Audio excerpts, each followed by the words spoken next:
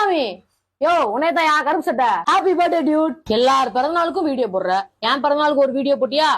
சும்மா போய் அவனை பத்தி பேசினாலே கமெண்ட்ல கண்டமணி திட்டுறாங்க. திட்டுறாங்களா? திட்டுறவன் பூரா அவன் பிள்ளைய படிக்க அனுப்புறானா? வேலைக்கு அனுப்புறானா? படிச்சுட்டு இருக்க பொம்பளை பிள்ளை பிடிச்சி கல்யாணம் பண்ணி வைக்கிறது தப்புன்னு சொல்றாங்களா? அடா ஆமாயா, பெத்த பிள்ளைக்கும் கூட பிறந்த அக்கா தங்கச்சிக்கும் சொத்துல பங்கு கொடுக்குறாங்களா?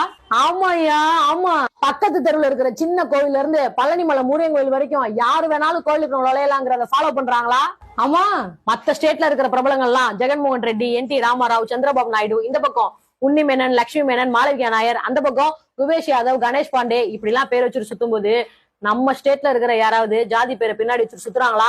சேச்சா, அது எப்படி முடியும்? கண்டவன் காலில் விழுந்து நம்ம சுயமரியாதை இழக்க கூடாதுன்றத உணர்றாங்களா? ஆமா, இப்ப கூட ஒரு அமைச்சர் முன்னாடி தமிழ்நாட்டை சேர்ந்த ஒரு ஹோட்டல் ஓனர் பம்மிக்கிட்டு பேசினாரேன்னு பூரா பேரும் கொந்தளிச்சிட்டாங்க. அப்புறம் என்ன, நான் ஆசைப்பட்டது நடந்துருச்சு. திட்டினா திட்டிட்டு போறாங்க, விடு.